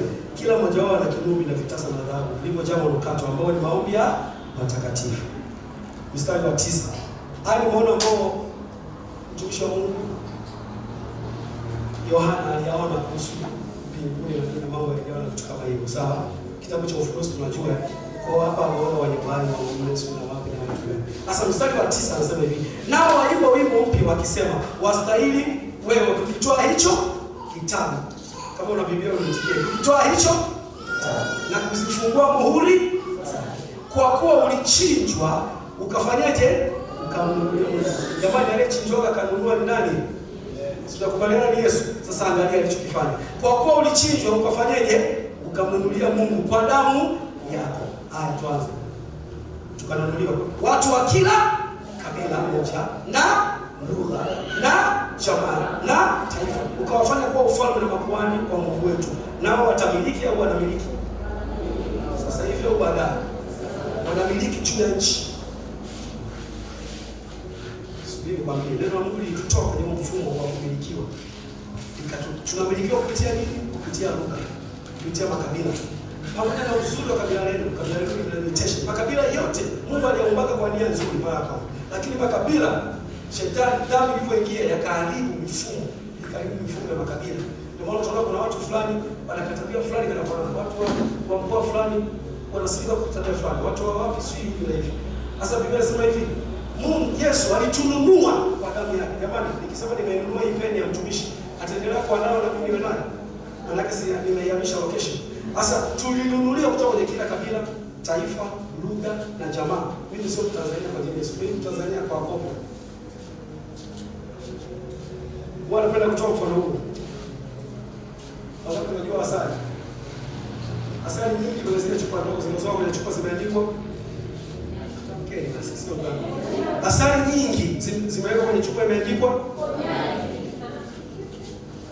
kilele asali. Ndani kuna konyaki. Kuna nini? Na wewe ni muha kwenye chupa tu. Lakini wewe sio muha, umezaliwa kutoka juu. Kwa hiyo yanayowashinda wao wote wao yakushinda kwa sababu umezaliwa kutoka juu. Kwa sababu ulinunuliwa toka kwenye kila kabila na taifa na lugha. Alafu ukafanywa kuwa mfalme na kuhani. Ili mtawale sasa hivi, rudi kwa wenzako ukawaambie uongo na kusengenya vinawezekana kuacha. Niliachagaje? Nawaambia moja mbili tatu nne nisaidia. Tayari wewe umekuwa mfalme hapo. Haleluya, haleluya. Upendo ni nguvu ya leo inakutoka kwenye mtu. Subiri, tulipookoka. Kuokoka ni kutolewa kuishi kwenye mfumo wa damu na nyama. Unaanza kuishi kwenye mfumo wa neno na Roho Mtakatifu.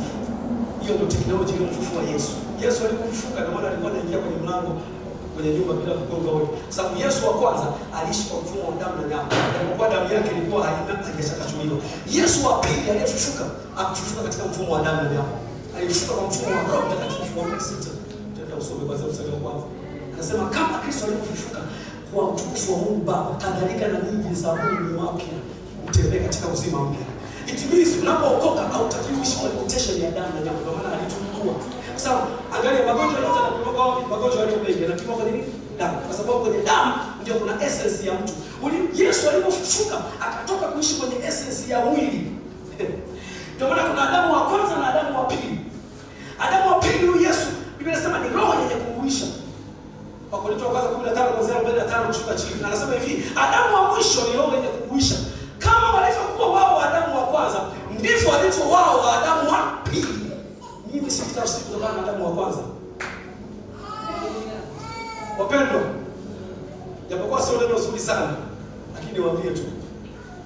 Huwezi kutenganisha Ukristo na uchawi. Ukristo ni uchawi namba moja. Yaani nimesema uchawi kwa sababu uchawi ni kitu kidogo, lakini sisi ni zaidi. Siishi kwa damu na nyama. Ndio maana nimesema mtakula vitu vya sababu vya kufisha vinavyowaga wanaotegemea damu na nyama. Haviwaji mizimu kama sisi. Ambao Roho Mtakatifu akiwa ndani yako, neno linaishi. Baba anasema katika kitabu cha Warumi. Maana Warumi tunasema Wakorintho wa kwanza 15:45 kushuka chini. Sasa hiyo kwenye Warumi sura ya 7 mstari wa 18 Biblia inasema hivi. Paulo anasema hivi, ndio nataka kutenda sitende. Ndio ambapo nitaka sitende. Nasema sio mimi, ila ni dhambi ikawa ndani yangu. Anasema maana ndani ya mwili sio roho. Maana ndani ya mwili wangu ukae neno jema. Ukishaokoka hauishi kwa mfumo wa mwili. Sababu kwenye damu ndio kuna rekodi. Damu ndio watu wanaitwa DNA. Unapookoka hiyo inakuwa ni fact. Yaani sasa na kufundisha nguvu ya neno. Kwa ukitaka utoke kwenye vitu ambavyo ulikuwa kama vinakulimu kwa sababu ulishatoka kwa kufa na kufufuka kwa Yesu. Sawa? Biblia inasema jihesabuni ya kuwa mlikufa. Kwa hiyo unawaambia mwili unaiambia damu katika jina la Yesu Kristo. Wewe maneno unayorudia kila wiki unakuwa Mungu. Usiishi kwa damu na nyama. Unaishi kwa Roho Mtakatifu. Unaishi kwa neno la Mungu lenye uzima. Unaishi kwa neno la Mungu. Unajua kwa nini alimalizia na lenye uzima? Kwa sababu kuna aina nne za uzima. Soma la Biblia. Uzima tunaozaliwa nao unaitwa suche. Unapookoka unatolewa kwenye suche unapelekwa kwenye zoe. Sasa neno la Mungu lenye zoe. Neno la Mungu limekuja na mazingira ya aina nyingine. Neno la Mungu limekuja na teknolojia ya aina nyingine. Ukiona unaishi kwenye magonjwa, amua kuna dozi ya neno. Siku tunarahisishiwa Google ina maandiko. Unaweza ukagoogle maandiko yanayoongelea uzima wa kutokuumwa yatakuja tofauti na zamani. Au kumwambia mchungaji kutafutie. Unaumwa. Chukua maandiko yote yanayohusu uzima. Anza kula, tafakari sana maandiko. Alafu anza kuongea sana. Ongea, unapokuwa peke yako, ongea. Barabarani hata kama ni kwa sauti ya chini. Unapokuwa chumbani ongea. Speak. Kula dozi. Biblia inasema hivi, ndani ya mwili wako unaandika neno jingine. Yaani mwili unakufa kwa habari ya dhambi na unakuwa hai kwa habari ya haki. Hivi vitu ni very practical. Nguvu ya neno. Neno hatujapewa neno ili tufariji kwenye udhaifu wetu. No, neno linakuja kutoka kwenye mifumo ya udhaifu. Ndio maana anasema hivi, tupate kuwa washirika wa tabia ya Mungu, tukiokolewa na kila kuadilika. Nikasoma kitabu cha Petro wa pili hapo, sikusoma. Wala kwa Petro sura ya kwanza sikusoma. Tumekirimiwa ahadi kubwa mno za thamani, ili kwa hizo mpate kuwa washirika wa tabia ya Mungu. Maana mpate kuingia kwenye the fellowship of divinity. Alafu anasema mkiokolewa na kila uharibifu. Wapi? Uliomo duniani. Kwa unapokaa kwenye neno, neno linakutoa kwenye uharibifu. Ulikuwa na mawazo machafu, kula neno sana, kula neno sana. Sikiliza neno YouTube. Maliza, ingia kwenye neno, kili sana. Kila kitu sasa ndio Mungu kushinda wewe. Ndio hapo unaweza kuona unajibishana vibaya na mume wako au mke wako. Tamka tu, fika mahali choka, acha haya mambo. Sababu ndio yangu ilizaliwa na Mungu. Ndio kanisani. Hivi siku tafuta kuolewa. Hata kama ulifuta baadaye ukachuku, basi wewe umezaliwa na Mungu, sawa? Ndio usije ukajiona. Kama ulichukua na mambo yakaenda tu kwa umezaliwa na Mungu, ndio yako. Yesu anasema kila kitu na Mungu kushinda wewe. Jitamkie. Ndio yangu imeishi kwa ushindi wa Mungu. Sababu ulimwengu ni nini? Ulimwengu ni mfumo. Usifikiri ulimwengu ni haya mawe na miti. Ulimwengu ni mfumo. Mfumo tunakutana nao shuleni, kwenye TV, kwenye maredio. Ukiwasha tu redio unasikiliza muziki. Ha ha ha! Wambia hao. Afuna. Hauniwezi mwanaume wewe. Sasa ule ni mfumo. Ukikaa sana kwenye, ndio maana watu wengi wanachanganyikiwa. Kwani kusita Bongo Flava ni dhambi? Sio dhambi, sio dhambi. Nakwambia tena sio dhambi. Hakuna dhambi ya kusikiliza. Sikiliza dhambi inapokuja sasa. Kila kitu kitakachoingia pwa kitapollute moyo wako. Yesu alisema hivi, maana ndani ya mioyo ya watu kunatoka uzinzi, uongo, ndani ya mioyo. Kila kilichoingia kilikuwa kimeshinda. Hata mapicha ya ngono hakuna dhambi kuangalia. Hakuna ile andiko ambalo tutakataza haipo.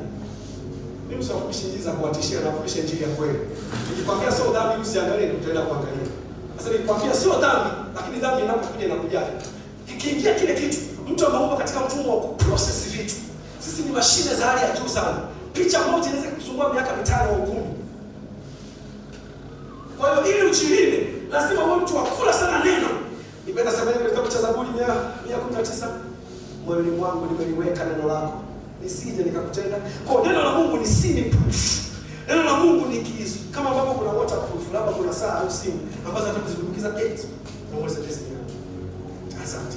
Simu yako unasema ambazo ni waterproof. Yaani simu hata ikidumbukizwa kwenye maji haingii maji, si ndio? Sasa Biblia inasema hivi, ukitaka maji ambayo ni dhambi labda huko ukitafsiri hiyo.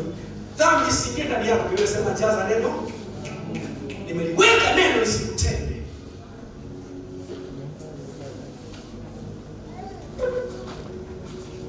Kataa kuharibiwa na mambo yanayoharibu dunia katika jina la Yesu.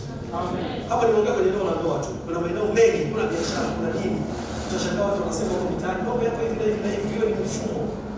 Lakini Biblia inasema tumetolewa kwenye mfumo ili tuishi juu zaidi ya mifumo. Sema nakataa kutawaliwa na mfumo. Mimi ninatokana na Mungu. Mimi nimezaliwa na Mungu. Ninaishi kwa neno.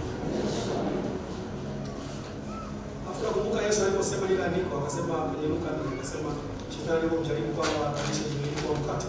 Yesu alikuwa na njaa kweli. Biblia inasema alikuwa na njaa. Biblia inasema aliona njaa. Watu wengi wanaliloisha hiyo andiko. Sio kibao liloisha. Sasa alikuwa na njaa, akaambia badilisha jini kwa mkate. Yesu akasema mtu hataishi kwa mkate tu, maana alikuwa anaongea katika dimension ya mwili. Mwili kuna dimension utaishi kwa chakula, lakini akasema hivi bali kwa kila. Sasa dimension ya juu zaidi ambayo itasababisha chakula hata kama kina sumu kisikudhuru ni kuishi kwa neno. Yaani lile neno linaweka mwili wako kwenye dimension ya kutokuuzwa. Amen. Hata kutokuwa polluted. Ndio maana akasema hataishi kwa. Kwenye mwili huko ndio watu wanapambana. Unajua waliokoka wameokoka, sio kama wanapenda kutenda dhambi.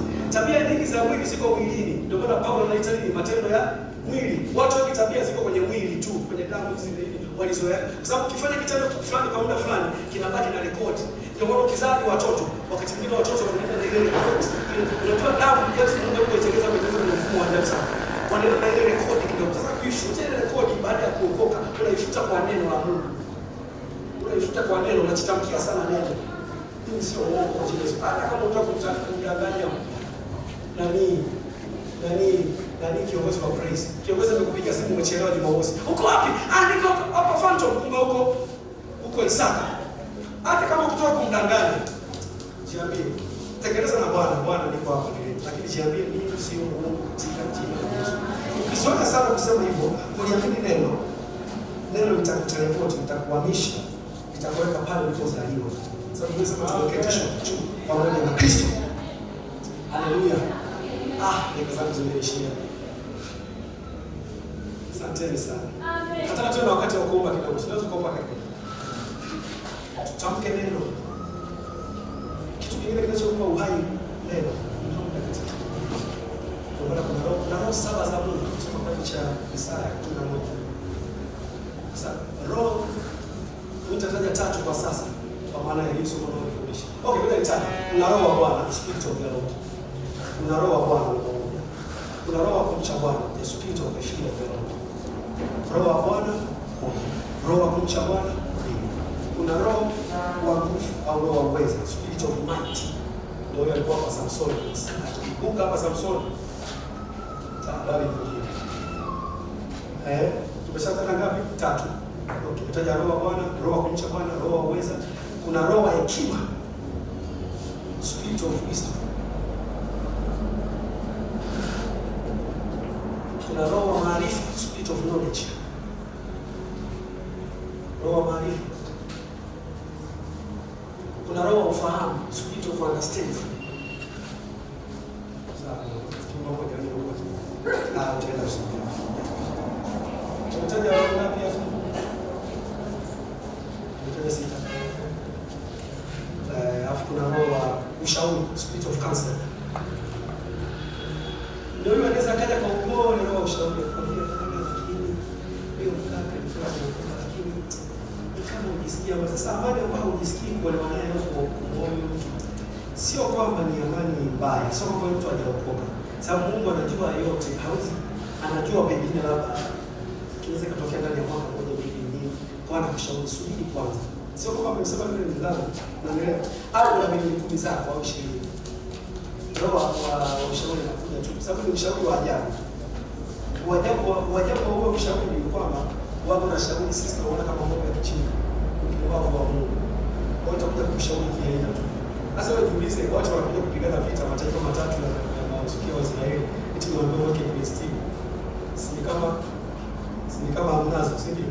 Lakini ndio ushauri sasa ndio wetu wa Kenya. Eti tunaambiwa eti ngome inaizunguka eti siku saba eti siku saba mtanani. Basi siku ya saba mpige mbio. Eti ukuta utaanguka. Mama hata kama ni leo kweli. Tunaona tunaona kweli. Tunafikiri mmoja anampenda. Alisema unajua Musa alikuwa kizazi hiki.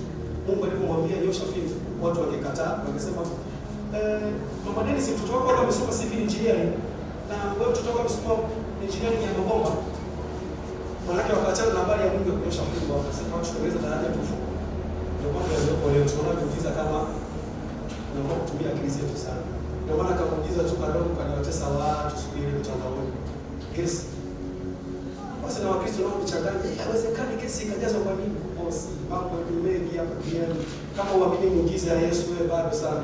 Sasa unaokoka nini? Sababu kuokoka tu kwenye ni muujiza. Kuzaliwa mara ya pili, ndio maana akasemaje yule Nikodemo? Yule alikuwa ni daktari wa sheria, anajua Bible kwa wakati ule. Sio Bible hii, bali yani kwa wakati ule. Akasema inawezekanaje kuzaliwa mara ya pili? Profesa anauliza.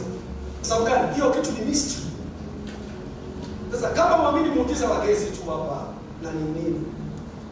Maana hata muujiza wa kuokoka wewe ukifafanua kabisa kuokoka ni nini, utajikataa. Unasema sio mimi, sio mimi.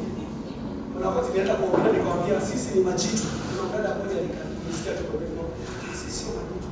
Sasa kunielewa mimi nilipokuwa naongea. Mimi nilikuwa kwenye dimension nyingine sana. Sasa wewe jiulize, Mungu ninaishi ndani yako. Wewe ni kata. Shetani anachopigana sana ni kutoa ufahamu ndani ya watu. Na ukitaka kufikia kwenye ufahamu, kaa sana kwenye neno asubuhi, mchana, jioni. Kwa moja. Kula neno kabla hujaenda kazini. Kula hata mstari yako mingapi neno kwa wazi. Kila kilichozaliwa na Mungu kimshinda ulimwengu. Mimi ni mshindi katika jina la Yesu. Kia kwa Yesu kama tembea na hiyo ndio mwana sio kusukuma. Sijazaliwa na Mungu. Hamsini yangu ndio nimezaliwa kama. Mimi kutoka juu. Nenda sema utapisha ni watu sura ya 3 sura ya 1. Aliyetoka juu ya yote. Amen. Anchoka tunyani. Kama sina takushia sima sura. Lazima kaa kwenye neno uone.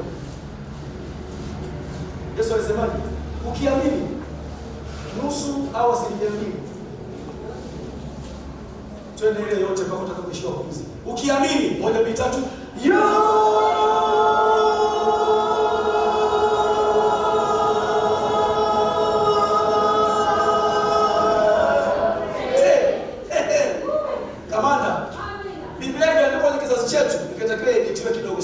kubadilisha maana, kuongeza vitu vya wakati wetu. Pale kwenye yote pale unapiga. Mimi nikiandika notes wanga naongeza kuna vitu naona ili nisaidie nivikumbuke. Sababu kuna revelation unaweza kuipata sasa hivi sio kuandika. Nikumbuke ile sio nani. Andika tu. Hata mtu akishika notes zako akakucheka akasema unaandika kitoto, mwambie haina shida. Sababu ule utoto ndio unaona kukuza utakuwa mkubwa hapa duniani.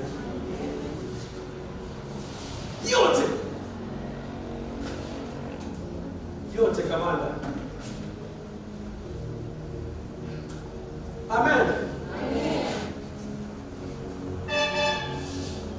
Neno la Mungu.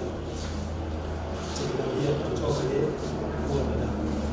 Tunaweka kwenye mwanadamu na kuchukuliwa na nini? Mwanadamu na kuchukuliwa na damu na nyama.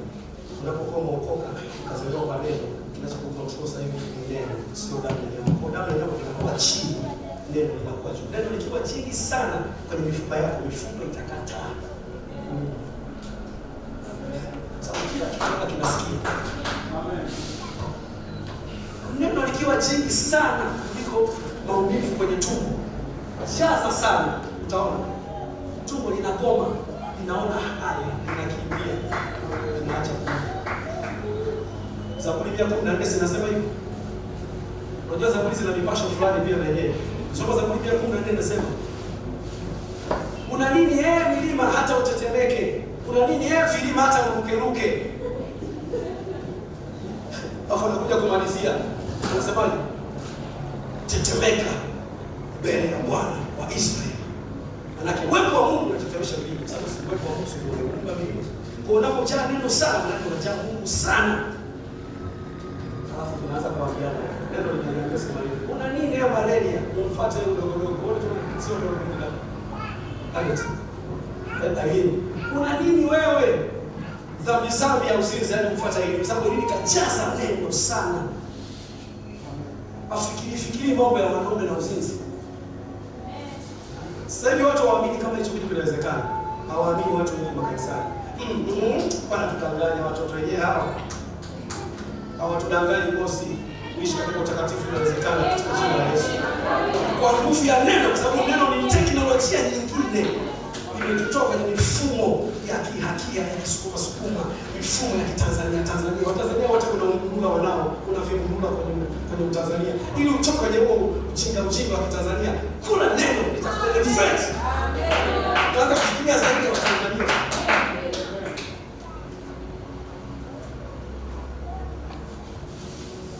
Mbona sababu ya karibu some neno? Chakula cha roho ni neno. Ni kweli. Lakini ni zaidi ya chakula cha roho. Amen. Haleluya. Amen. Sema nitakaa kwenye neno.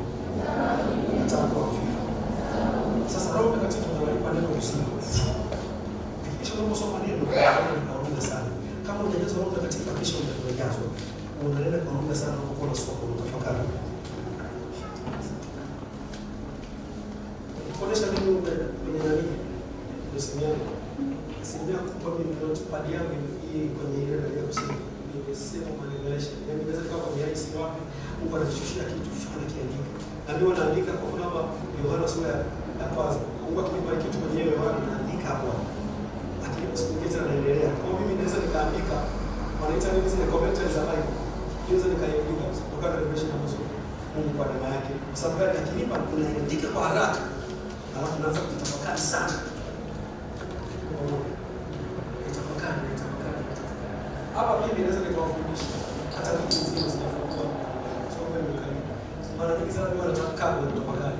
I meditate sana. Naweza kufundisha semina hata ya vitu vingi sio nifungua. Sio kama ni vibaya kufungua. Na usione kufungua. Lakini ninachomaanisha ukiwa mtu kutafakari sana kitu fulani kitakujia moyoni, kitakuwashawasha kutoa uongo kweli. Unakuwa unajisikia tu kuongea kitu fulani. Uongo? Kama umejaa umbea, ukimwona tukada fulani unajisikia uongo kweli. Achana kujisikia kimbea kwa jina la Yesu, jisikia kimbingu. Kuanzia leo ukiona watu unajisikia kuambia umebarikiwa, unajisikia kuambia utakuwa tajiri sana. Hata kama umesoma naye na umekuzidi maisha, haina shida. Mungu ni Mungu wa wote. Mungu anabariki tu ndani ya dakika mbili. Amen. Kuna mkutano ulikujaga hapo juzi wa wazungu hapo na mafundi. Wakati ulikuwa kama mwezi wa ngapi? Wa 5 sio 6. Ulikuwa vile vile vilikuwa vinatumika vichache tu vilikuwa sio vya kwangu. Vipi pale vilikuwa vya kwangu sasa vilikuwa mbele. Mungu alipanga vyombo vya vile vya jeshi na mimi asubuhi tu. Sijaomba mkopo benki, sijafanya nini. Sasa nakwambia ni nguvu ya neno. Inaweza kukupa chochote. Kwa hiyo hata kama unamuombea au kumshamkia mema na kusudi kitu fulani, haina maana Mungu amekusahau. Hapana. Endelea tu kumpenda. Mungu na wewe anachapako kwa namna yako. Hatushindani kwenye maisha. Tunashindania kusudi. Ndio kutolea kwa mfano kadogo unajua naona mfano mizuri mingi, si ndio? Na kuonesha tu kwamba neno la Mungu ameongea vizuri mtumishi wa Mungu kwamba neno linatengeneza hata kile ambacho akili. Kwanza Biblia inasemaje? Yale ambayo jicho halijawahi yaona, wala sikio halijawahi kusikia. Mambo yote tumeandaliwa sisi kwa ajili ya utukufu wetu. Upendo, sio kila kitu kifanye tukichokiona. Kwani unaona wapi huko mchiza? Unaona wapi? Kwani Musa aliona wapi? Alipoambiwa weka fimbo, aliona wapi? Kwa Mungu anaweza kuchallenge sometimes.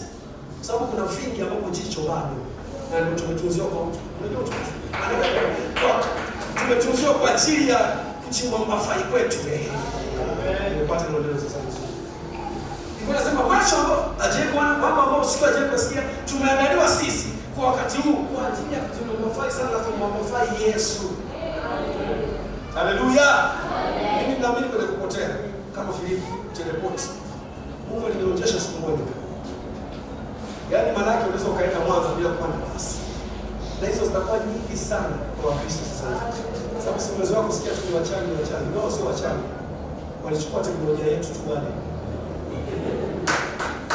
Filipo alipotea. Ndio nikuongea sana dada. Sio kama nakufahamu kabisa.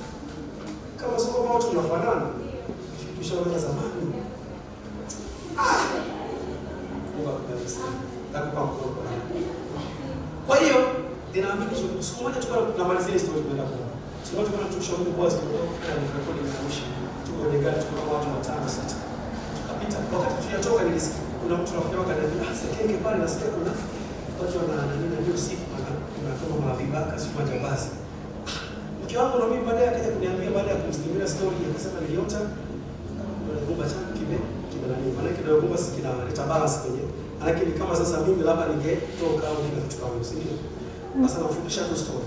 Tukatoka tukaja tukafika Singida saa 8 usiku. Tukachukua chakula pale chips kidogo tukala. Unaofahamu ile njia ya Singida kuja Mwanza, lazima utatoka utapita Misigiri utapita Sekeke utapita wapi? Utaenda Shengui, si ndio? Sisi tuko tunapiga story hatujalala. True story kwa kajibu siku. Hizo kuna tunapiga story bwana. Tumetoka Singida tumetoka kidogo. Tukashangaa tunaona kibao cha ADMB Shengui. Hatujapita Sekeke, hatujapita na gari iko kama inaenda tu hivi. Maana yake tulipaishwa bwana. Na kwa hiyo tulipaishwa kulikuwa kuna hatari. Yesu alisema hivi, waliokoka ni kama upepo. Upepo unavuma, unapotoka na unapokwenda. Lakini habari yake boss, unaielewa. Kataa kwa kawaida, sema mimi ni upepo. Yesu Kristo huyo, Yesu huyo. Unajua mambo ya Yesu yote yalikuwa ya kibabe. Dini ndio zimetuletea mambo ya kujiona. Naposema dini simaanishi stage yenu ya Kristo, nasema mifumo tu fulani. Ilitokea sehemu fulani tu hata mimi ilitokea. Dini inakuonyesha be humble. Kama usijisumbue, usifanyeje. Yesu hakuwa hivyo. Biblia inasema Yesu akamkemea pepo. Yesu akamwambia Herode, si nani? Mbweha wewe. Sababu gani? Jamani lilikuwa limetoka linafanya kazi kwenye ulimwengu mwingi. Kwa sababu neno la Mungu linakuweka kwenye ulimwengu mwingi. Neno la Mungu linajua kesho kabla ya kesho haijafika. Isaya 46:10 inasemaje? Anautangaza mwisho tokea. Imani sio risk taking. Mungu anakataa huo. Mungu anakataa hiyo msemo. Haujalisha kusema kitu gani mkubwa. Faith is not risk taking. Sababu faith ni uhakika na ni bayana. Ukishakuwa na bayana hiyo ni sawa. Risk ni pale ambapo sijui naweka milioni 10 kwenye biashara mkopo, sijui kama itaniletea au.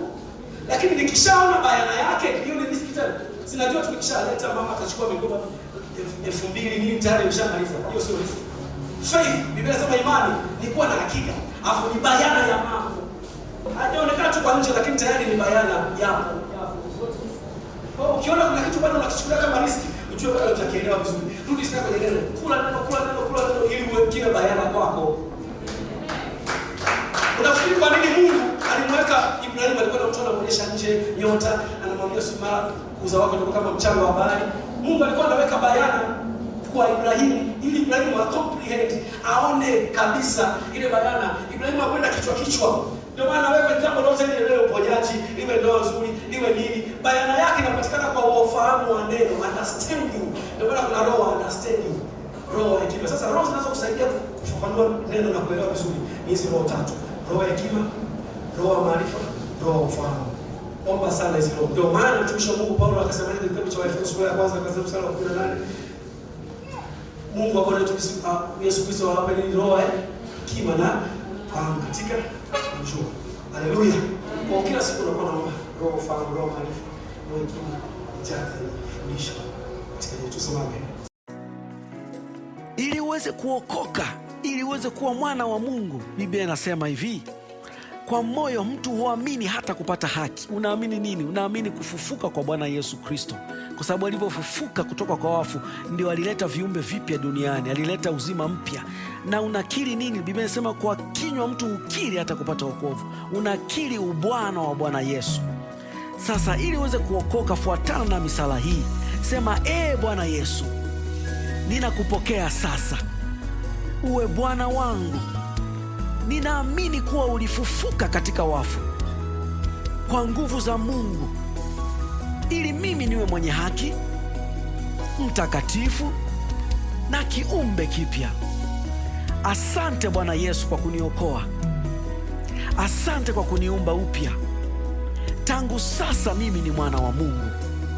Nina uzima wa milele. Ya kale yote yamepita. Tazama yamekuwa mapya. Amen. Kama umekwisha mwamini Bwana Yesu Kristo kuwa Bwana na Mwokozi wa maisha yako, lakini hujapokea kipawa cha Roho Mtakatifu, hujapokea ujazo wa Roho Mtakatifu, mafuriko ya Roho Mtakatifu kwa kithibitisho cha kunena kwa lugha, sasa ni saa yako. Bwana Yesu alisema ya kwamba mtapokea nguvu akisha kuajilia juu yenu Roho Mtakatifu. Sema sala hii kwa imani. Sema, Bwana wangu Yesu Kristo, asante kwa kuniokoa. Wewe ni Bwana wangu. Ninaomba unijaze Roho wako Mtakatifu sasa. Kama ulivyosema kuwa ndani yangu kutatoka chemchemi ya maji ya uzima. Ninaomba sasa unijaze ili nitembee kwa ushindi kama mfalme na kuhani hapa duniani. Asante sana Bwana Yesu kwa kunijaza. Ninampokea sasa Roho Mtakatifu. Amen. Anza kunena sasa hiyo lugha mpya Bwana Yesu anayokupa. Pokea bubujiko, utasikia kutokea ndani yako sasa. Hali ya kuomba, usinyamaze, omba tu, fungua kinywa chako, omba. Pokea kipawa cha Roho Mtakatifu. Pokea kipawa cha Roho Mtakatifu. Anza kunena kwa hiyo lugha mpya anayokupa Bwana Yesu. Mafuriko ya Roho Mtakatifu yako ndani yako sasa. Kuanzia sasa mito ya maji ya uzima inatiririka ndani yako kwa jina la Bwana Yesu. Amen. Endelea kuomba tu, usiache. Karibu ungane na familia hii ya Kingdom Revival Outreach kwa sadaka yako, maombi, mali, fedha. Tunahubiri Injili mitaani, kwenye vyombo vya habari, mikutano ya Injili, kufikia wasiojiweza katika jamii zetu, na wale waliofungwa na madawa ya kulevya, walioachwa, wafungwa na kazi nyingine nyingi za kusababisha ufalme wa Mungu uenee na uamsho wa Roho Mtakatifu kuwa mkubwa kila kona ya Tanzania na dunia nzima. Mungu akubariki sana unaposhiriki utume huu.